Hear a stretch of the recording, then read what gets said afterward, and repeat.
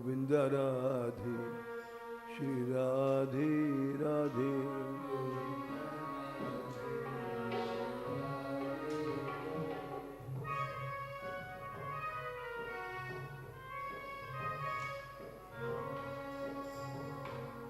गोविंद राधे राधे राधे।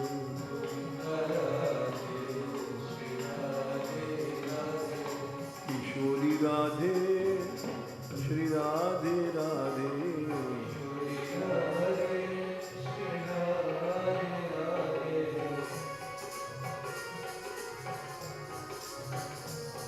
किशोरी राधे श्री राधे राधे।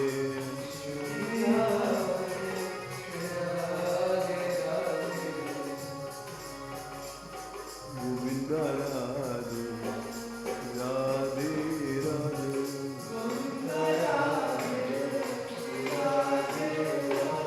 गोपाल राधे राधे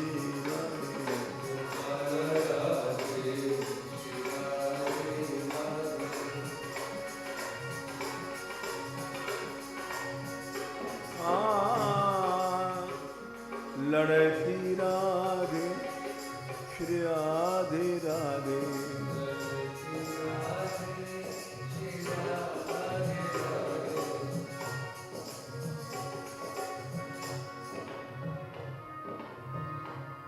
मधुर बैनी श्री राधे राधे।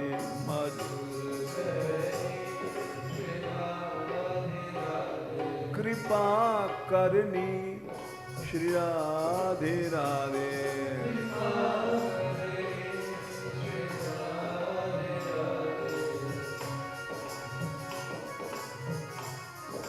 कमल नयनी श्री राधे राधे।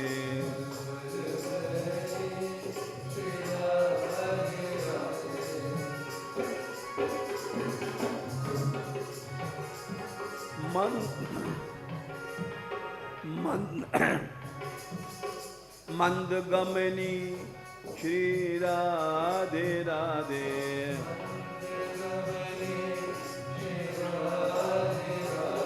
गोपाल राधे राधे राधे।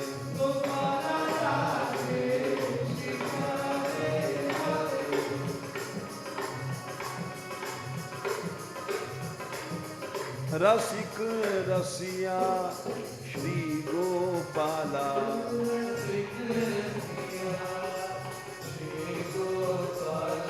सलोना सरस श्री गोपाला।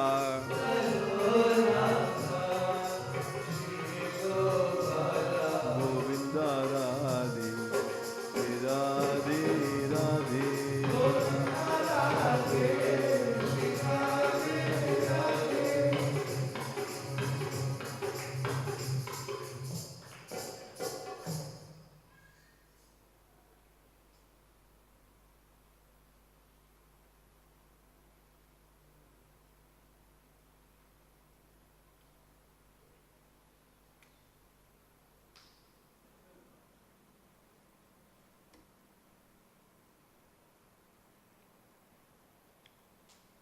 भक्ति देवी के श्रृंगार का वर्णन हो रहा है। श्रद्धाई फूलेल और बटनो श्रवण कथा। मैल अभिमान अंगन छुड़ाइए। मनन सुनीर अनवाय अंगुछाय दया। नबन बसन पन शोधो लय लगाइए।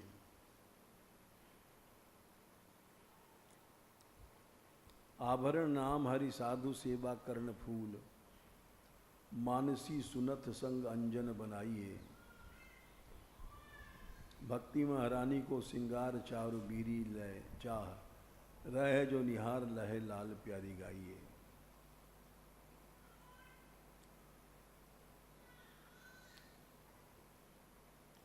कथा के उबटने में श्रद्धा का फुलेल डाल करके यदि ऐसा किया जाए तो सारी मैल चली जाती है।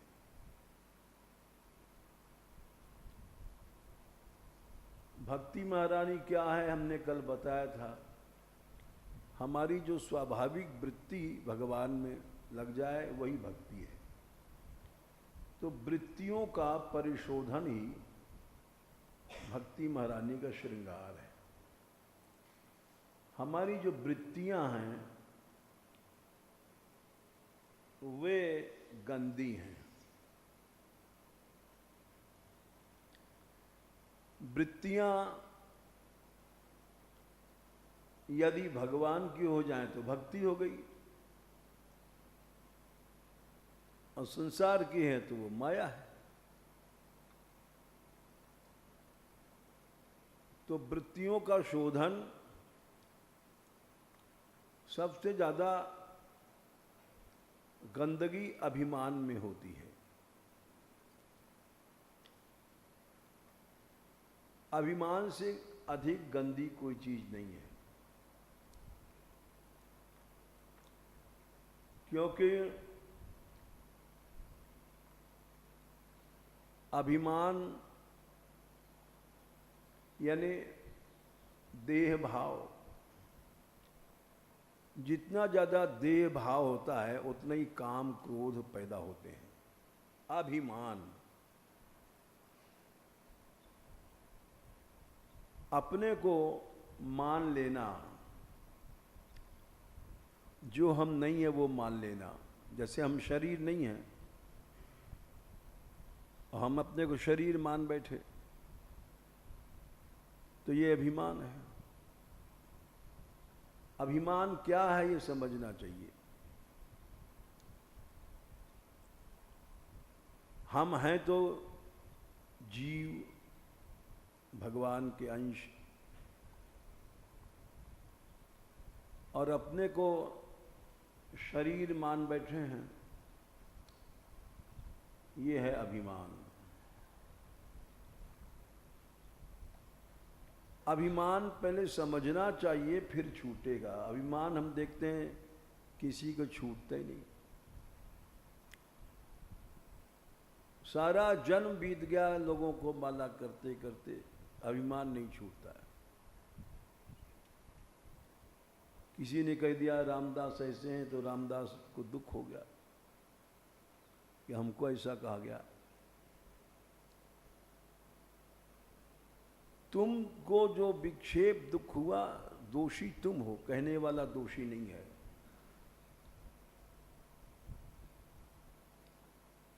तुम्हारा अभिमान तुमको दुख देता है। इसलिए गोसाई जी ने कहा है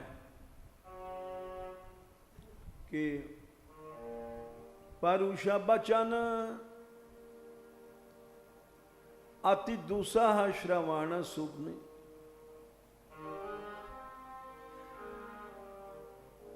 अति दुसह गाली गलोज, परुष वचन सुनने के बाद भी तेहि पावक न दहोंगो। क्रोध की और दुख की अग्नि में नहीं जलेंगे। बोले क्यों? विगत मान चला गया इसलिए दुख नहीं होगा।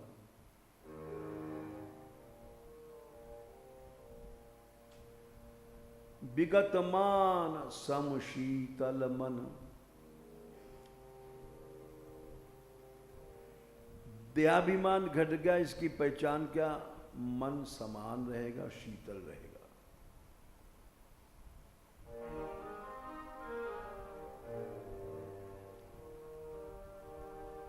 मन में विक्षेप है, उसका मूल है देहाभिमान।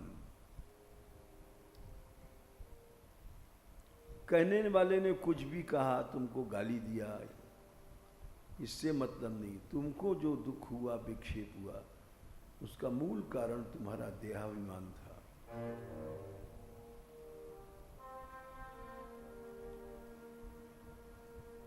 एक आदमी पीट रहा है, दूसरा पिट रहा है, पिटने वाला रो रहा है, वो भी अज्ञानी है। भगवान ने इसी बात को कहा गीता जी में दूसरे अध्याय में 19वें श्लोक में, यैनम वेत्ति हंतारम यश्चैनम मन्यते हतम। जो इसको गाली देने वाला, मारने वाला या पीटने वाला समझता है, दोनों मूर्ख हैं, दोनों ही मूर्ख हैं। उभौ तौ न विजानी, तो दोनों ही देहाभिमानी हैं, क्योंकि न वो मार रहा है न तुम मर रहे हो।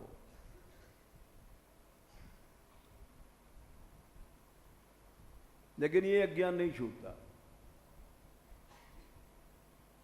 किसी ने किसी के बारे में कहा, हमारे बारे में ऐसी बात कही क्यों गई?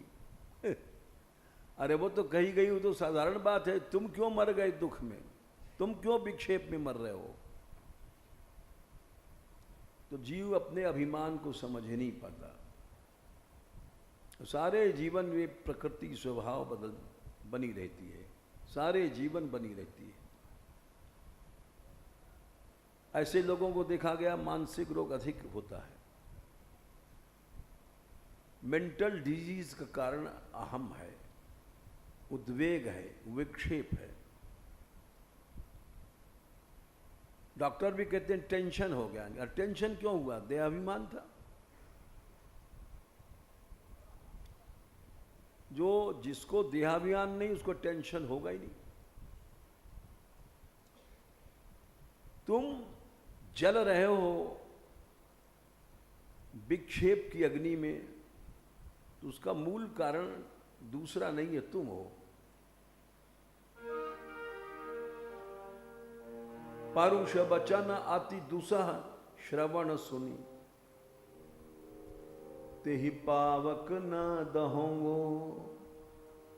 जलता है आदमी आग में, वो कहता उसने हमारी निंदा किया, उसने शत्रुता किया, उसने बैर किया। अरे उसका मूल कारण तुम्हारा देहंकार है।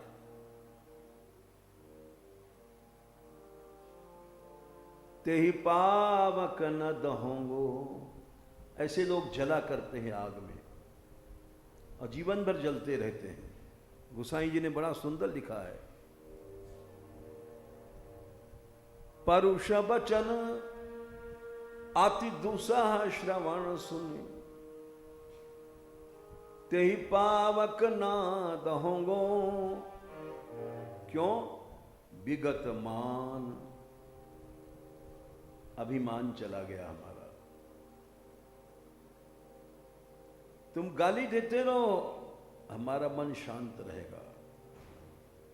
अहंकारी अभिमानी का यह पहचान है। उसको टेंशन आता है, विक्षेप आता है और जलता रहता है।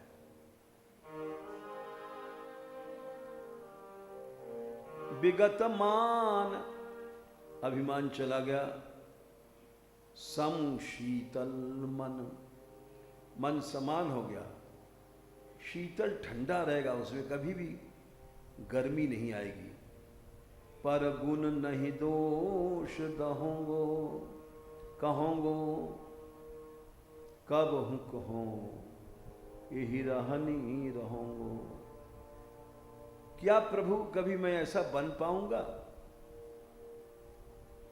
लेकिन ऐसा कोई बन नहीं पाता।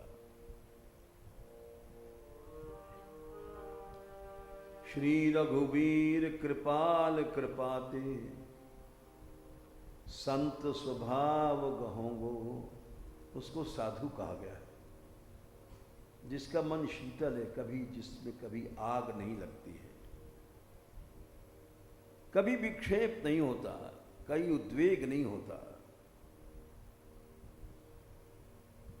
उसको भक्त कहा गया। यस्माद्नो द्विजते लोको। और जो उद्वेगी है वो भक्त नहीं है, वो अहंकारी है।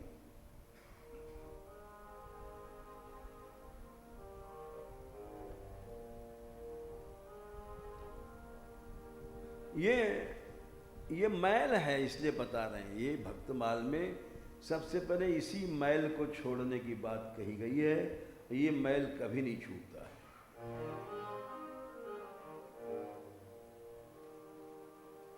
परिहरि देह जनित चिंता, शरीर की चिंता, हमारा शरीर का मान हुआ, शरीर का अपमान हुआ, ये जन्म भर लगा रहता है। ये अभिमान है, इसको हम समझ ही नहीं पाते, उसी में जलते रहते हैं जीवन भर। परिहरि देह जनित चिंता, सुख दुख सम बुद्धि सहोगो। सुख है दुख है समान है मन है। बोली क्या? बोले अहम चला गया हमारा। तुलसीदास प्रभु एही पथि रही, अभी चल हरि भगति लहोगो। इस रास्ते पे चलोगे तो भक्ति मिलेगी, और उस रास्ते पे जाओगे तो अहंकारी बने रहोगे, कभी कुछ नहीं मिलेगा सिवाय टेंशन के, उद्वेग के, मानसिक रोगों के, और कुछ नहीं मिलेगा। इसका मूल कारण है अहम।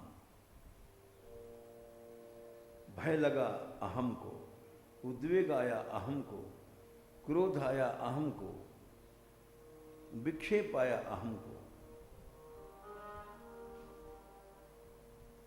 अहम चला गया, कुछ नहीं हुआ। इसलिए मैल अभिमान अंग अंगनी छुड़ाइए।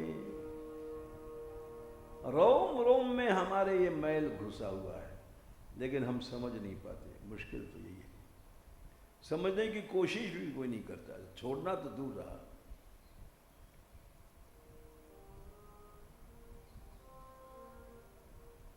दुनिया की कोई भी दवा खाने की जरूरत नहीं है।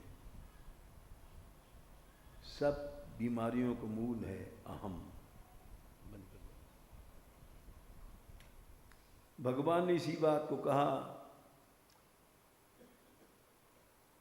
11वें स्कंद में 28वें अध्याय में, शोक हर्ष भय क्रोध मोह लोह स्पृहाद्या अहंकारस्य दृश्यन्ते जन्म मृत्युश्चनात्मना।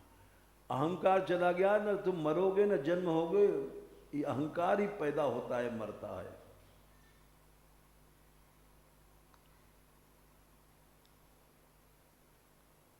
ये कपिल भगवान ने कहा कि तुम्हारा देह भाव गया और जन्म मृत्यु का चक्कर खत्म। मृत्यु आएगी तुमको पता नहीं पड़ेगा, कब आई और कब चली गई। देखो 3रे स्कंध में अभिमान को समझो। ये अभिमान ही अनादिकाल से हमको नचा रहा है, कष्ट दे रहा है, मार रहा है। जन्म मरण अहंकारी आसक्ति करता है, अहंकारी सब काम करता है। 3रे स्कंद में अध्याय 28 में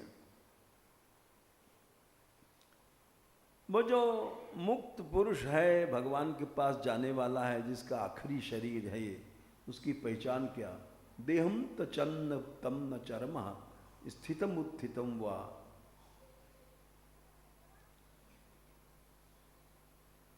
है 37 3:28-37।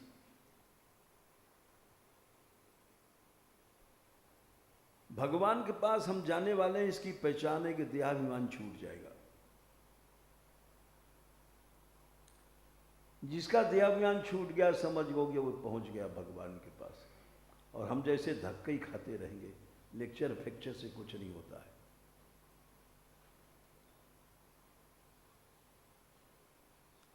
देह जनित विक्षेप, चरम शरीर वाले का लक्षण क्या है? देहम तचम तम न चरम स्थितम उत्थितम वा।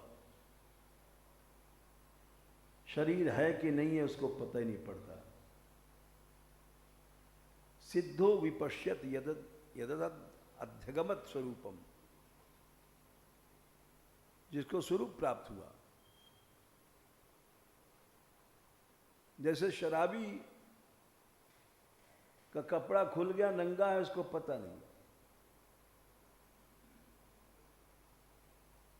कहाँ गिर पाया कपड़ा, पता नहीं। ऐसे उसका शरीर छूटता है, उसको पता नहीं पड़ता। मरते उड़ते समय कष्ट वष्ट नहीं होता।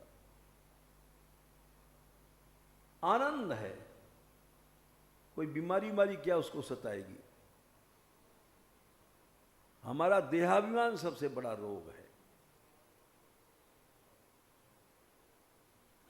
देहम चतम न परम चरमः स्थितम उत्थितम वा सिद्धो विपश्यति यतोध्यगमत् स्वरूपम दैवादुपेतम अथ दैव वशादपेतम वासो यथा परिकृतम मदिरा मदांध।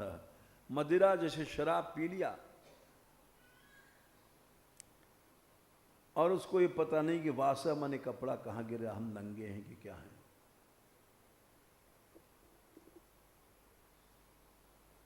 तो इसी तरह से चरम शरीर वाला जो भगवान के पास पहुंचने वाला है, उसकी पहचान है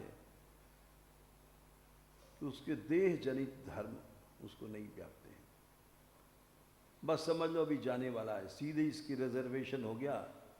अब गाड़ी पर बैठा और बस इतनी देर है जब तक इसका शरीर है, जब तक इसका यहाँ दर्शन है, उसके बाद सीधे वो वहीं पहुंच जाएगा। और हम जैसे लोग नहीं पहुंच सकते, क्योंकि शरीर के विक्षेप हमको आग लगाते हैं, विक्षेप पैदा करते हैं, मन में, बुद्धि में, इंद्रियों में आग लगा देते हैं। तेई पावक न दहो, वो अग्नि में जलता रहता है देहाभिमानी।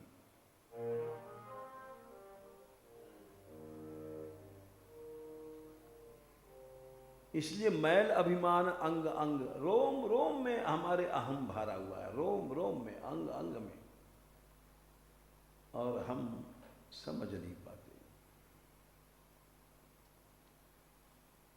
क्योंकि अंधे हो चुके हैं। सूर्य की किरणें सामने चमक रही हैं, लेकिन उल्लू को दिखाई नहीं पड़ता है, अपने नेत्रों में दोष के कारण। थोड़ा और इधर आगे आ जाओ, जगह रहे निकलने की, उधर रास्ता रखना चाहिए, इधर बहुत जगह है।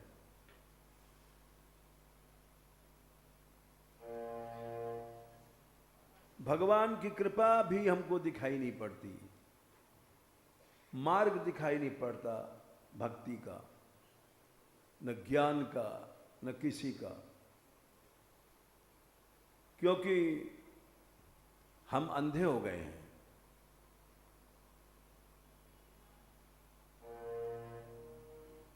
सूरदास जी ने कहा है पद में,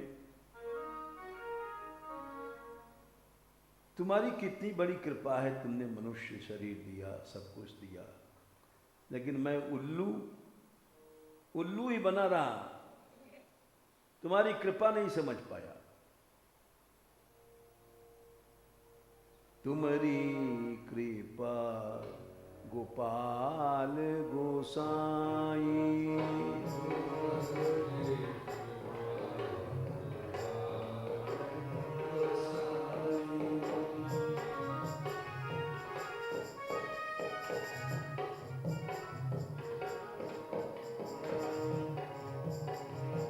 हाँ अपने अज्ञान न जानत,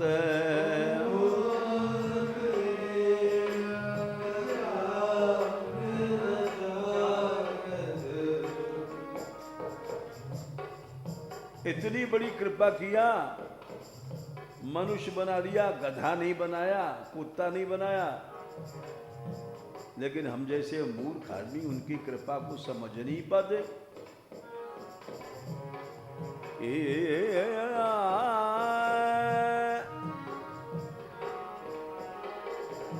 हाँ अपने अज्ञान न जानत,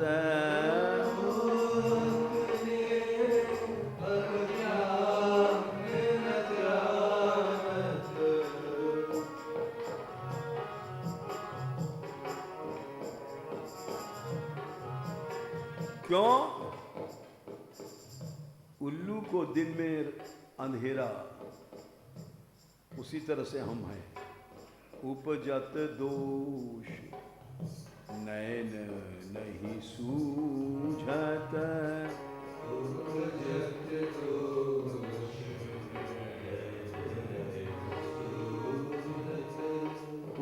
सूझत दोष, नैन नहीं सूझत।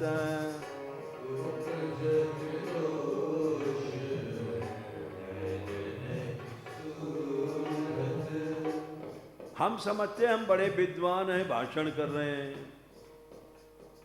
बड़े ऊंचे विद्वान, बड़े तत्वज्ञ भक्ति वाले हैं, और पता नहीं पूरे 100% उल्लू हैं। अपना कमी तो दिखाई नहीं पड़ती है। रवि की किरण उलूक न मानत,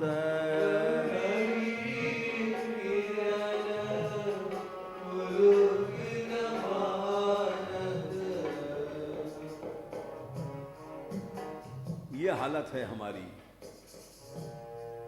हम समझते हैं हम बहुत पढ़ लिख गए हैं, लेकिन हैं उल्लू।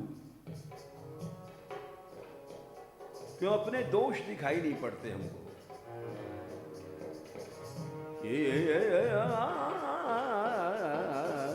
तुम्हारी कृपा गोपाल गोसाई,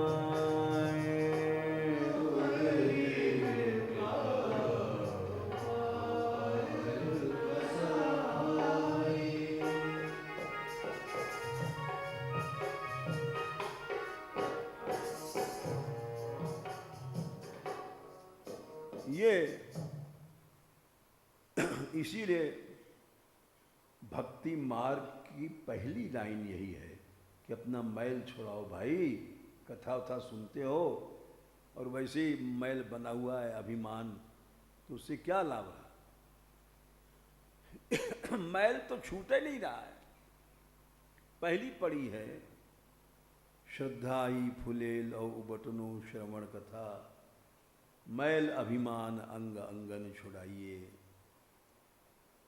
कहीं भी मैल नहीं छूटता दिखाई पड़ रहा है।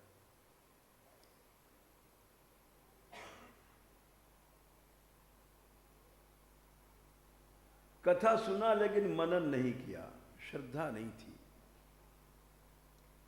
मनन के पानी से स्नान किया होता।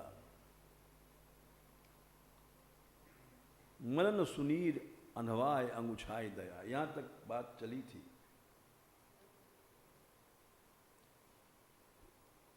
कि जब तुम्हारा मैल छूट जाएगा तब फिर आगे गाड़ी बढ़ेगी, और नहीं तो नहीं बढ़ेगी।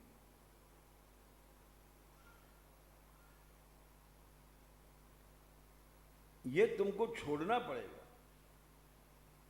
इस जन्म नहीं, चाहे किसी जन्म में छोड़ना पड़ेगा।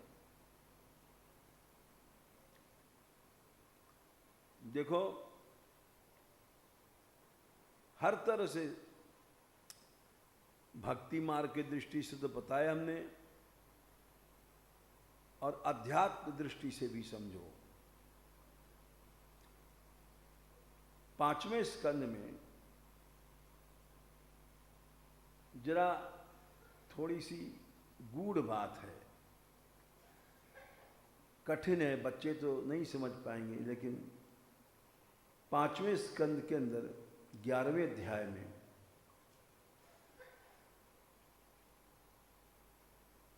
जड़ भरत जी ने बताया कि ये मन की वृत्तियां ही चलती हैं, फिरती हैं, हंसती हैं, बोलती हैं, देखती हैं, चालती हैं। मन के अंदर 11 वृत्तियां होती हैं। इन्हें आंख नहीं देखती है, कान नहीं सुनता है, ये तो एक ढक्कन है, मूल में है मन। मन की वृत्तियां 11 हैं। श्लोक देखो, आकूतयः पंचधियोभिमानः एकादशासन मनसो वृत्तिया। 9 हैं, 9 है। तो जरा सा गूढ़ बात, लेकिन इतनी गूढ़ नहीं कि समझ में ना आवे।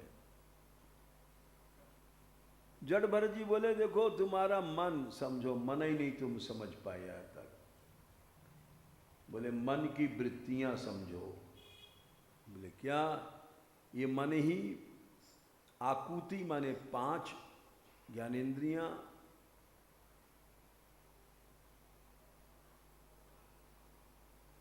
पंचधीय नहीं, आकुति माने कर्मेंद्रियां और धीय माने ज्ञानेन्द्रियां।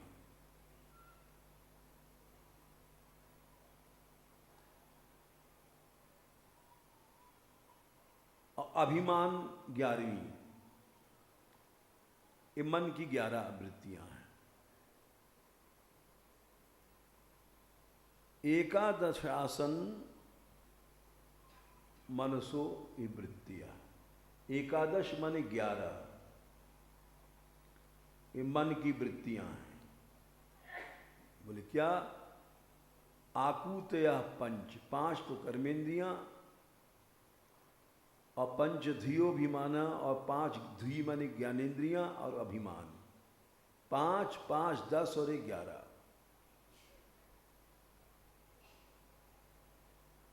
अब समझो, आकुति में हाथ पांव, बोलना, मलमूत्र त्याग करना, ये 5। पंचधिया 5 धी माने बुद्धि ज्ञानेन्द्रियों में देखना, सुनना, खाना, रसना, और सूंघना 4, स्पर्श करना 5। 5 ये ज्ञानेन्द्रियां, 5 कर्मेंद्रियां और अभिमान 11वीं। ये 5 मन की वृत्तियां हैं। यानी आंख नहीं देखती है, मन देखता है। कान नहीं सुनता है, मन सुनता है। मन की वृत्तियां हैं।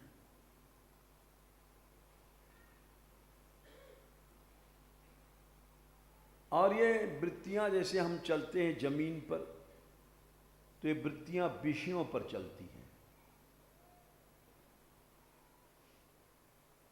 11 मन की वृत्तियां हैं तो 11 मन के विषय भी हैं। वृत्तियां खड़ी कहाँ होंगी? मात्राणि कर्माणि पुरम। मात्रा मने शब्द, स्पर्श, रूप, रस, गंध 5। कर्म माने चलना फिरना, मलमूत्र त्याग करना, बोलना, ये कर्म 5, 5, 10। और पुर माने शरीर।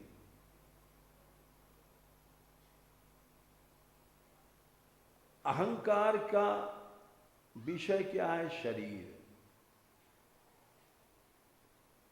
पुर माने शरीर। अभिमान की वृत्ति का विषय क्या है? शरीर। और जिसका शरीर का अभिमान मिट गया वो माया से छूट गया।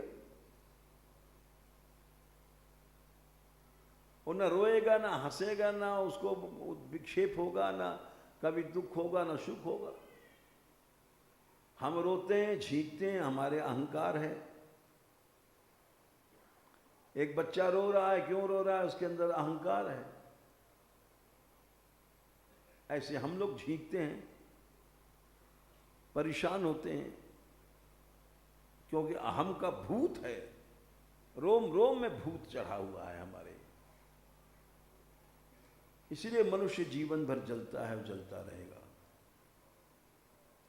ये प्रियादास जी कहते हैं, मैल अभिमान अंग अंग नी छुड़ाइए। अरे भाई, तुम्हारे हर अंग में अभिमान घुसा हुआ है, रोम रोम में अभिमान घुसा हुआ है, उसको पकड़ो।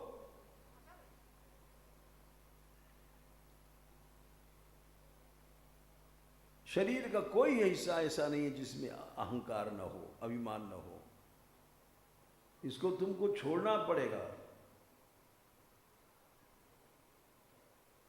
मैल अभिमान अंग अंग ने छुड़ाइए, तब जाके भक्ति शुरू होगी। अभी तो भक्ति हमारी जैसे लोगों की शुरू नहीं हुई है। एडमिशन नहीं हुआ तो डिग्री कहां से मिल जाएगी?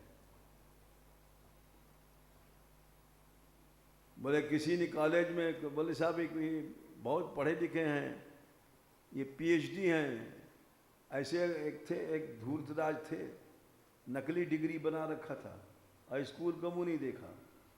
आजकल पैसा दे दो सब काम होता है।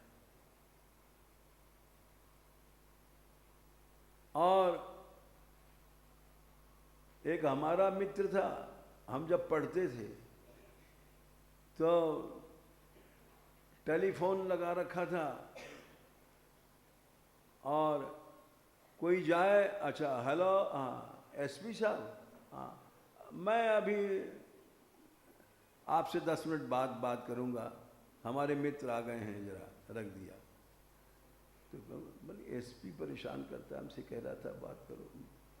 फिर कोई आया, उसका ड्रामा ऐसा था, अच्छा डीएम साहब, हाँ हाँ हमें याद है आपने जो कहा था, आप घबराइए नहीं, रख दिया। और हम लोग भी बड़े बुद्धू बनते थे, उसका नाटक ऐसा था। एक दिन पहुंच गए रात में, बिजली कुछ नहीं उसकी यहाँ थी तो तब पोल खुली। हमने कहा अरे भाई गिरीश, हाँ अभी फोन करता हूँ, कोई बोलो कोई क्या काम है। हमने कहा तेरे यहाँ बिजली तो है ही नहीं, ये टेलीफोन कैसे चलता है। अरे बोले चुप रहो चुप रहो, तुम क्यों इस समय रात में आ गए। तो अब वही हालत हमारी है, भीतर अभिमान है, बातें भक्ति बैराग की करते हैं। गोसाई जी ने लिखा एक बड़ा सुंदर पद है,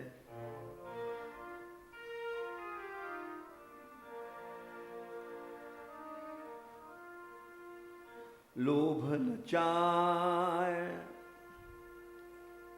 मन ही कपिजो, गर आशा की डोरी, बातें कहो बनाए बुध ज्यो, बर बैराग निचोरी।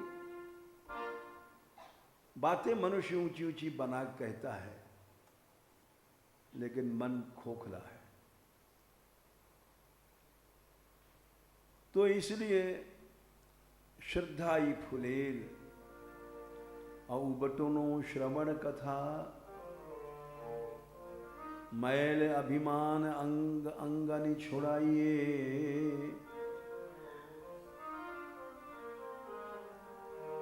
मनन सुनीर अनवाय अंगुछाय दया।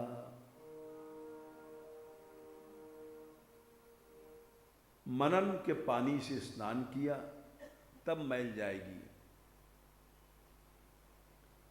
दया का तौलिया लेके पहुंच दिया, अब अभी नंगा है आदमी, नहाने वाला नंगी है वृत्ति, अभी उसको कपड़ा पहनाना जरूरी है। नव निबसन पन सोधो लय लगाई, अब कपड़ा पहनिए साहब। ये कपड़ा क्या है? नवनि माने दीनता।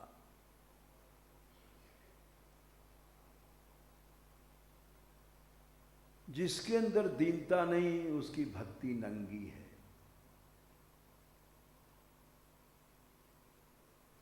और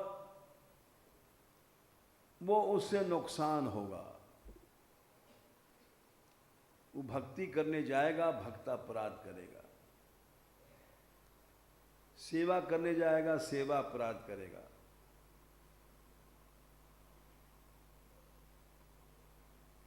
ये एक नियम है कि एक शास्त्र का वचन है, दीवा न स्वपी, दिन में भोग नहीं करो, क्योंकि नग्न स्त्री को देखने से पाप लगता है, चाहे अपनी स्त्री क्यों न हो।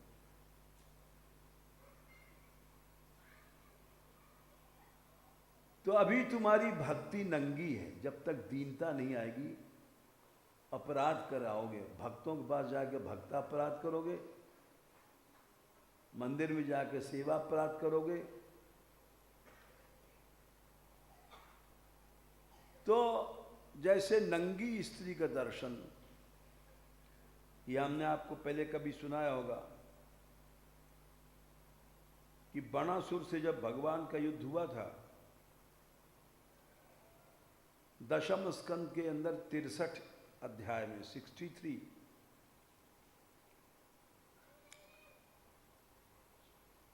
तो भगवान ने उसके सारथी वारथी को मार डाला। 1000 भुजाएं थी उसकी, अब 500 धनुष, एक साथ 500 बाण छोड़ता था। उसको कौन जीतेगा?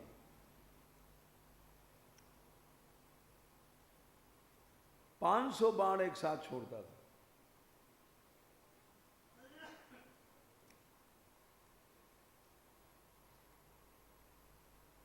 दस 63 18 और कृष्ण पर 500 बांस छोड़े बाण।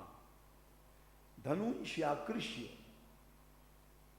युगपद बाण पंचशतानि च, 500 बाण एकदम कृष्ण पर मार दिया। और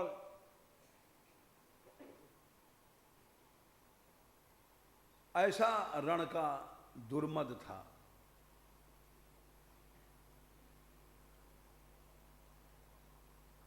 भगवान ने एक साथ उसके सब बाणों को काट करके और 500 धनुषों को काट दिया एक झटके में चक्र से। 1000 भुजाएं थीं, लेकिन सब धनुषों से काट डाले।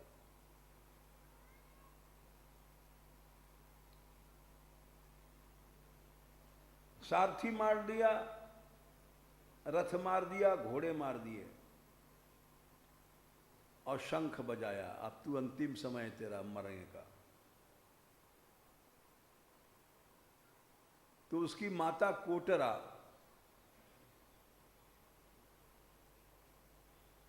ये बाणासुर, ये सब असुर थे, उसने देखा हमारा बेटा मारा जाएगा तो नंगी होकर चली गई युद्ध क्षेत्र में और कृष्ण के सामने खड़ी हो गई। 10 63 20 तस्मात् तन्माता कोटरा नाम नग्ना मुक्त शिरोरुहा पूर्वतस्थे कृष्णस्य पुत्र प्राणिरक्षया। नंगी खड़ी हो गई, जानती थी कि हमको नंगा देख के कृष्ण युद्ध से हट जाएंगे। हुआ भी ततस्तिर्यंग मुखो नग्नाम अनिरीक्षण गदाग्रजा। भगवान ने मुंह फेर लिया और मौका मिल गया, बाण जल्दी से भाग गया, अपने पुर में घुस गया।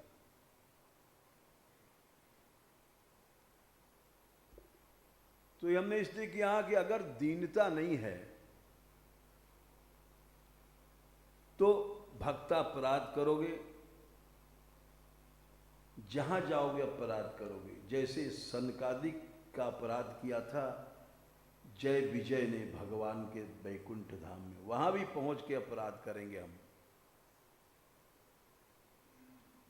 दीनता माने निरहम भाव। अहम नहीं है तो गुस्सा कौन करेगा? अहम नहीं है तो कौन रोएगा? आम रही नहीं है तो कौन खींचेगा? आम नहीं है तो सब रोग की जड़ कट गई।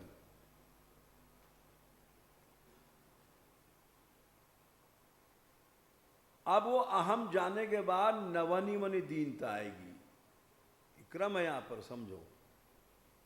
उसके पहले दीनता ढोंग की होगी। हाँ, आपकी बड़ी कृपा है। जैसे नारद जी ने कहा भगवान से कि महाराज कामदेव आया था बड़े बड़े अप्सराओं के लेके, और बड़ा उसने नाटक चेटक सब नाचा वाचने लग गई, और आपकी दया से कुछ नहीं हुआ हमारा। ओ नारद जी बोले, भगवान बोले मन में कि बोलता तो नारद दीनता की वाणी है, लेकिन भीतर अहंकार है। नारद कहो सही अभिमाना, अरे कृपा तुम्हारी सकल भगवाना। आपकी कृपा थी, कामदेव कुछ नहीं कर पाया। लेकिन कह तो रहा है कृपा, लेकिन भीतर है अहम। अहम को पकड़ना बड़ा कठिन काम है। हम कहते रहे महाराज आपकी बड़ी कृपा है, इतना बड़ा काम हुआ आपकी कृपा से हुआ। कहते तो हैं आपकी कृपा, लेकिन बता रहे इतना बड़ा काम हुआ, अपना गौरव बड़ा बता रहे हैं। तो अहम के जाने के बाद जब नमन बसन, ये क्रम है।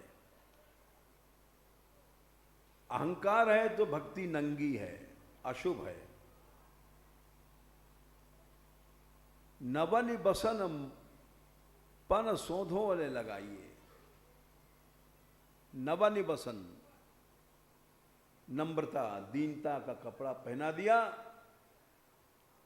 भक्ति नंगी नहीं रही, साड़ी पहन करके जच गई।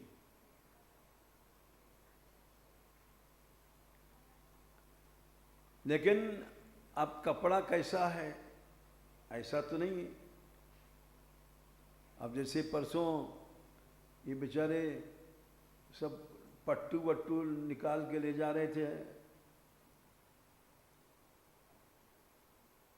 और हमने कहा कहाँ ले जा रहे हो? बोले इसमें स्मेल है। यही कहा था ना तुमने, स्मेल है, धूप में डालने जा रहे हैं। हमने कहा ठीक है ले जाओ। ले गए और सब धूप में डाल दिया कपड़े। अब अच्छा कितना बढ़िया पट्टू है, शाल है, दुशाला है, और उसमें दुर्गंध आ रही है, तो सब बेकार है। वह बहुत पुरानी बात है, हालांकि सुनने में अटपटा लगता है, लेकिन क्या करें भूलता नहीं है। करीब 50 साल से ज़्यादा पुरानी बात होगी। जो हमारा उधर दरवाज़ा छोटा सा मानपुर की ओर, अब तो खैर बड़ा बन गया है, हम वहाँ बैठे थे तो बहुत सी बेचारी तीज को दर्शन करने आती थी गुजरी, और हम दरवाजे बैठे तो वो सब दया तो रखती हैं, अरे यहाँ बैठो बाबा। तो वो निकली और उन्होंने तो अपना हिसाब से बड़ा प्यार किया, लहंगा ऐसे से फिरा दिया हमारे सिर पर, क्योंकि हम बैठे थे नीचे, और चली गई। लेकिन उसमें से जो दुर्गंध निकली वह एकदम से हमारा दिमाग, हमने कहा भाई ये तो कैसा है, इसमें बड़ी दुर्गंध है। तो अगर कितना भी बढ़िया लहंगा है, रंग बिरंगी है, और उसमें दुर्गंध है, तो कपड़ा ठीक नहीं है। तो इसीलिए यहाँ लिखते हैं प्रियादास जी कि कपड़ा तो तुमने पहन लिया, साड़ी नम्रता की, लेकिन उसमें सुगंध आना चाहिए कपड़े में, और उस कपड़े में सुगंध आएगा तो तुमको पहनने वालों को भी आनंद आएगा, और सामने वाला भी सुखी हो जाएगा। निश्चित बात है। हम बहुत पुरानी बात है, यात्रा हमारी गोकुल में जा रही थी, जब थोड़े से आदमी होते थे। एक कोई जा रही थी साड़ी पहन करके, जाने कैसा सेंट रहा होगा, सब नाक उधर सबकी चली गई, ऐसा कोई सेंट लगाया था। तो वैसे ही प्रियदास जी कह रहे हैं, नवनी बसन दीनता का कपड़ा पहनाना भक्ति महारानी को, और पन सोधो लय लगाइए।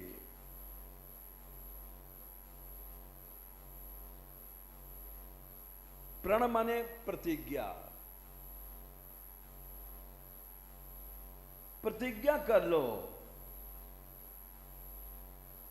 तो उस कपड़े में सुगंध आ जाएगी। प्रतिज्ञा क्या? जैसे इसका आवाज भी सब चला गया।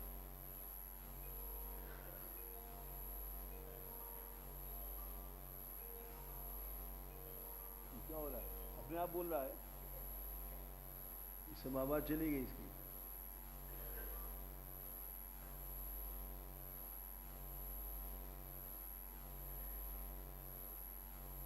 अब आया, ठीक है।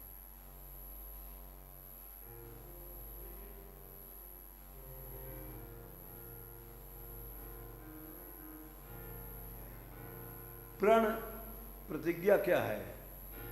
अब लौन सानी अब नान सही हो,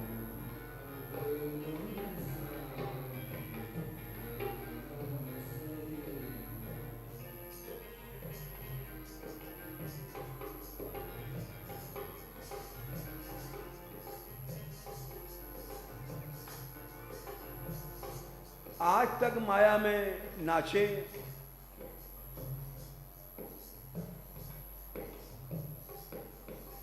अब नहीं।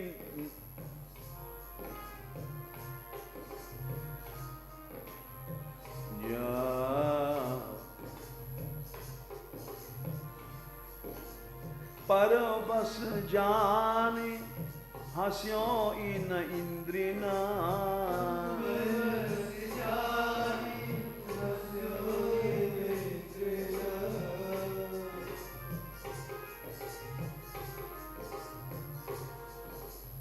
हर इंद्रियों के देवता हैं। जब हम लोग भोग की ओर चलते हैं तो देवता हंसते हैं, अरे अनादिकाल से इसने हमको विषय ही भोग लगाया, हंसते हैं। देखो भगवान ने मनुष्य बनाया, फिर भी इंद्रियों के देवता कहते हैं हमको भोग दे रहा है, मलमूत्र दे रहा है, हंसते हैं। लेकिन जिस समय मनुष्य प्रतिज्ञा कर लेता है कि अब हम भोगों से दूर जाएंगे, तो जो हंसते थे इंद्रियां और देवता, उनका हंसना बंद हो जाता है, गंभीर हो जाते हैं। ओ भाई, ये तो भगवान का भक्त बन गया, और नहीं हंसते हैं, पढ़ा लिखा बुढ़ा हो गया, लेकिन देखो अभी चित्रहार देखता है।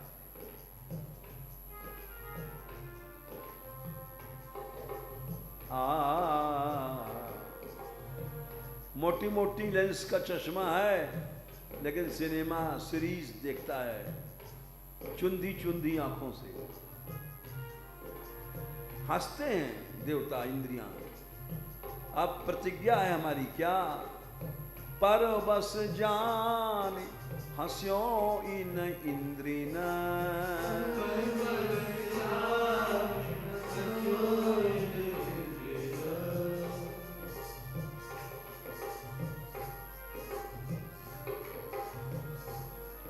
मनुष्य भोग रहा है, उसको क्या पता, सब देवता हंस रहे हैं। इसमें और कुत्ते में क्या फर्क है? ये भोग परायण है, पुरुष हो स्त्री हो, इसमें कुतिया में और इस स्त्री में क्या फर्क है? पर बस जान हस्यो इन इंद्रेण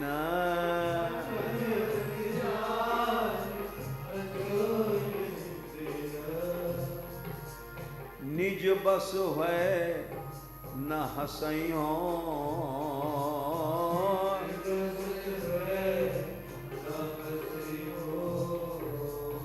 अब लौन सानी अब नान सही हो।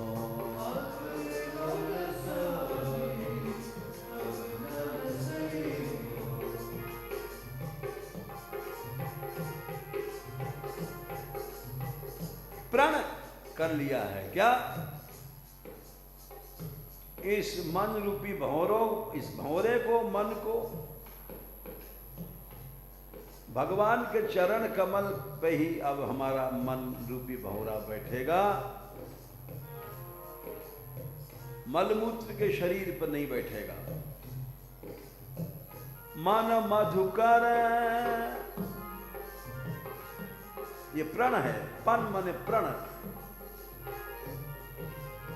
मन मधुकर पन कै तुलसी रघु,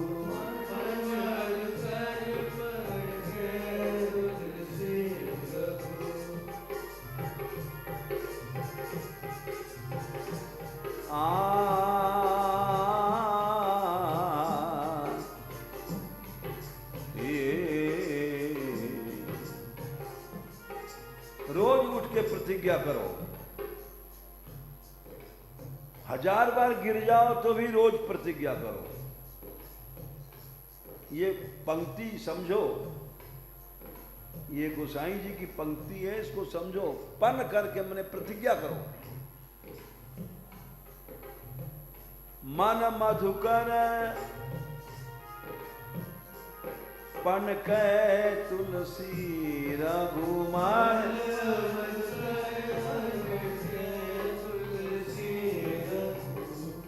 रघुपति पद कमल बसई हो, रघुपति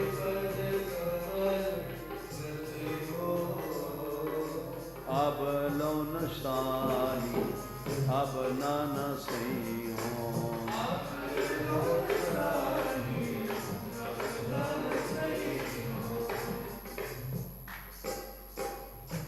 प्रण करो, प्रतिज्ञा करो रोज उठ के। एक उदाहरण दे दें, अभी समय है 2-4 मिनट।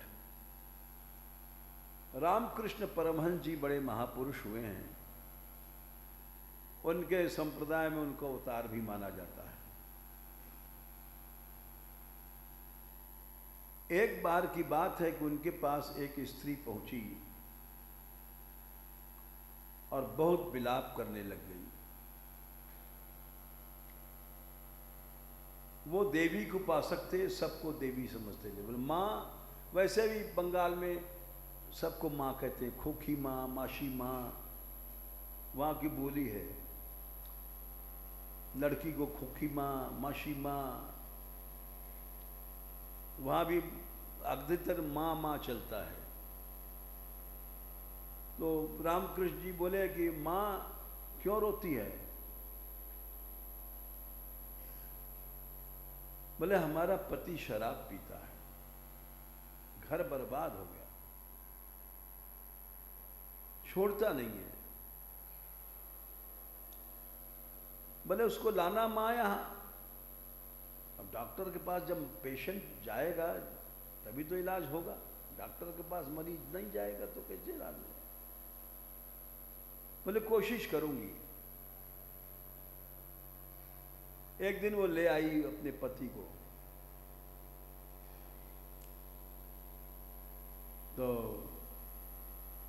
आया, दंडवत प्रणाम भाई बैठे। उनका कि तुम्हारी स्त्री भक्त है, भोग लगाती है, बिना भोग के कोई चीज खाना नहीं चाहिए। बोले हाँ। तो बोले हम तो ये भोग लगा कर देती है, हम वही पाते हैं महाराज परमहंस जी। बोले ठीक, लेकिन शराब तुम पीते हो तो वो तो भोग नहीं लगता है।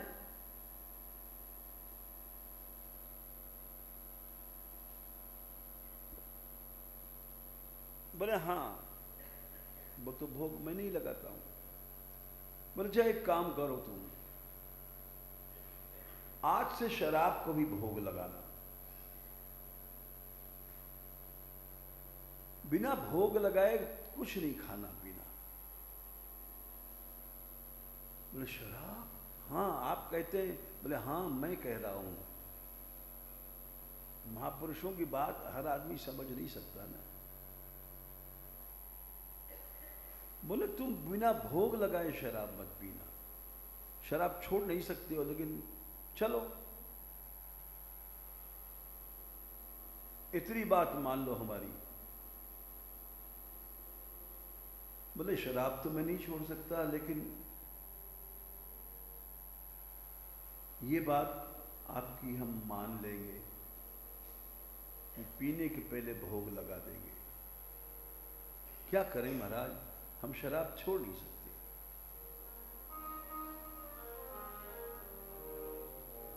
बोले जाओ जाओ।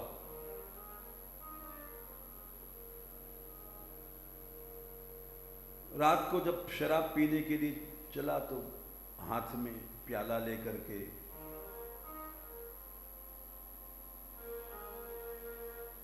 चला, हाथ भी लड़खड़ा रहा है, पांव भी। गलत काम है, गलत काम है, लेकिन पीना तो नहीं है। भोग लगाया और पिया।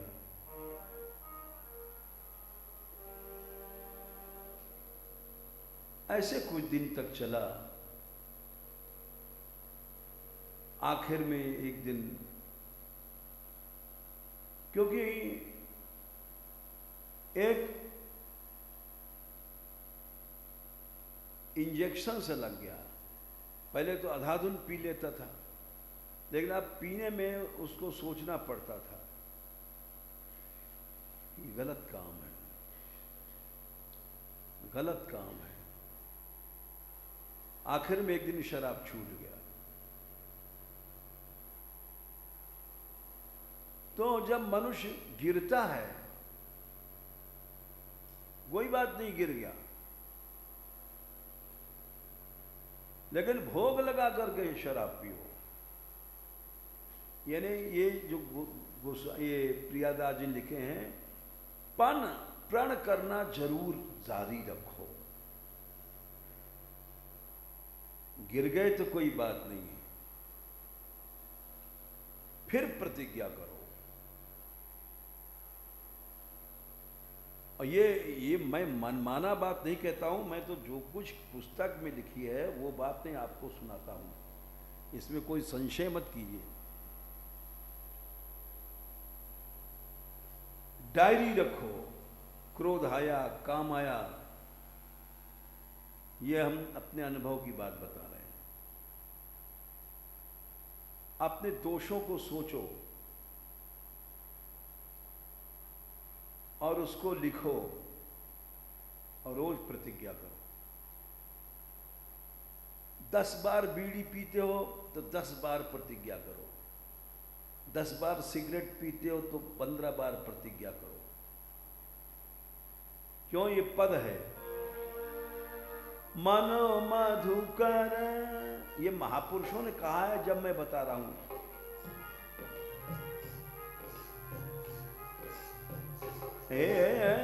गुस्साया, डायरी लिखो। आज दिन में 3 बार गुस्सा आया, क्यों आया? फिर से प्रतिज्ञा करो, प्रभु आज से अब क्रोध नहीं करेंगे। मन मधुकर पन कै तुलसी रघु। मन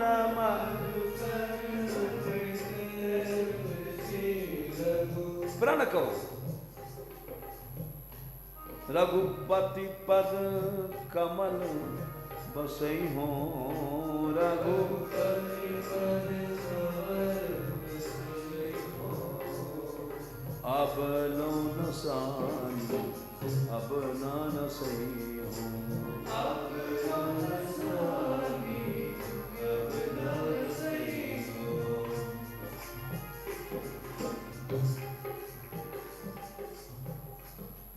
तो ये यहां यहाँ पन का ये मतलब है कि नम्रता का वस्त्र पहनाया, भक्ति नंगी नहीं रही, और उसमें प्रण करो।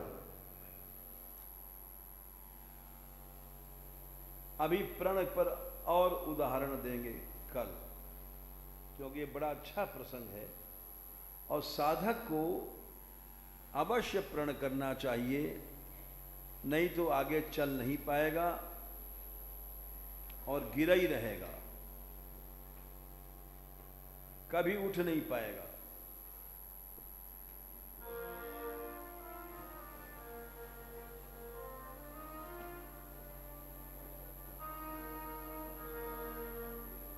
चरणन की बलिहारी, जैसे मैं कुंज बिहारी।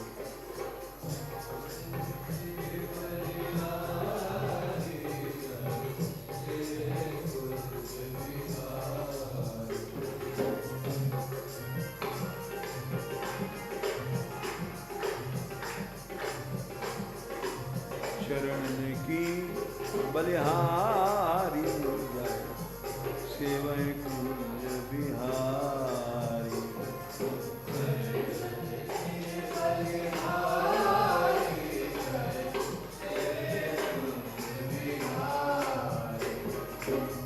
सेवै मान बिहारी, जय सेवै रास बिहारी।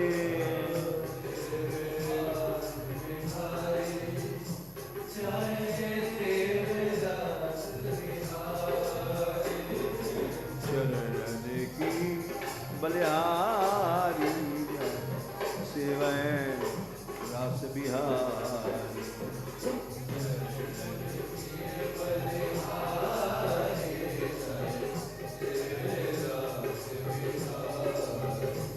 राधे राधे,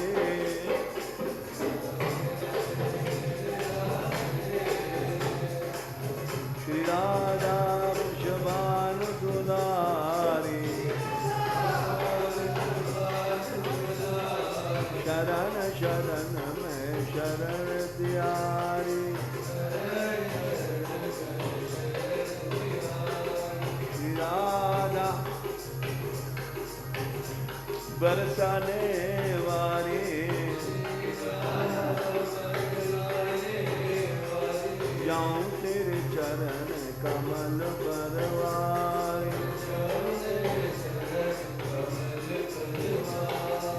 राधे राधे,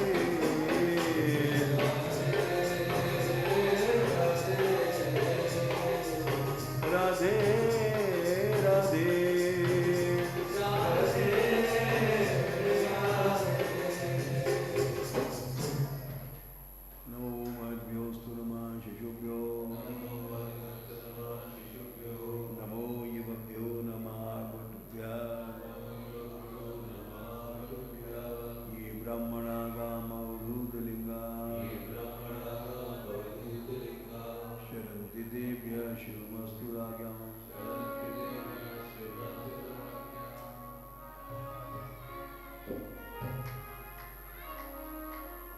बज बाजे बधाई आज माई सोहिनो।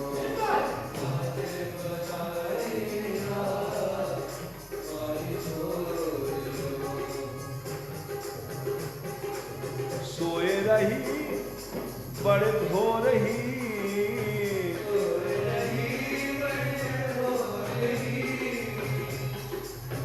सुनी महलन में शहनाई माई सोहिनो।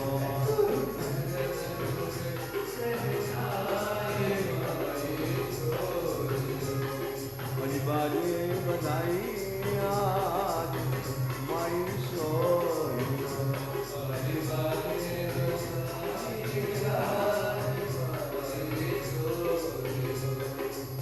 उमा रमा बरसाने आई,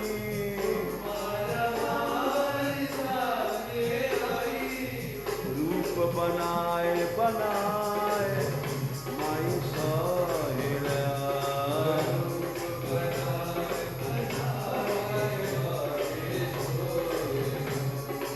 कोई बनी मालिनी कोई बनी ढाढ़िनी,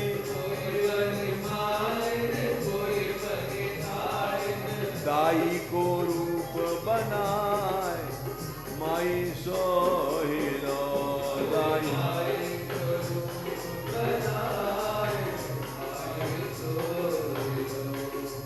महादेव ब्रह्मा सब धाये,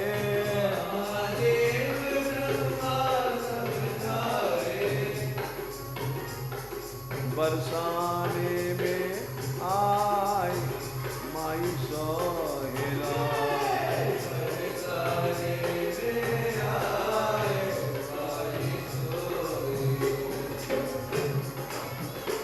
बाजे बाजे आज बधाई माई सोहेला,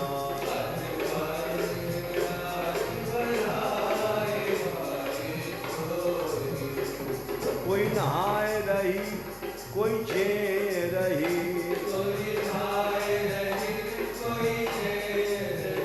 कोई सब सिंगार सजाए माई सोहेला,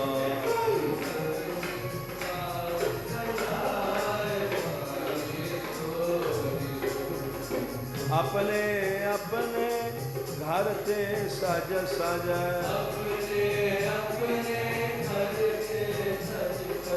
चली सुंदरी धाय माई सोहेला,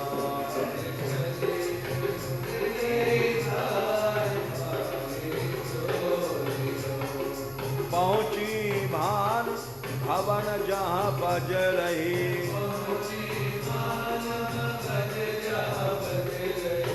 आठों पहर